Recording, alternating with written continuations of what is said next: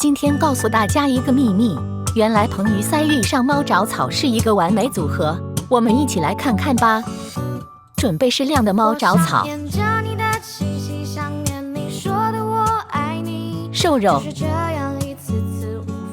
硼与鳃、姜片，全部放入小炖锅中，加入适量的水到炖盅里。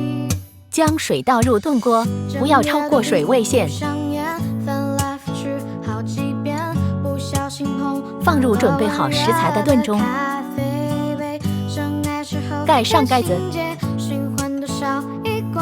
选择功能键炖汤，等候2个小时，能散结消肿解毒的硼鱼鳃、猫爪草瘦肉汤炖好了。对于女生的功效，针对乳腺增生、乳腺堵塞、哺乳后통乳。对于小孩有经常发烧、喉咙发炎、淋巴结节、脖子后面淋巴结突出的都可以喝。那么男人呢？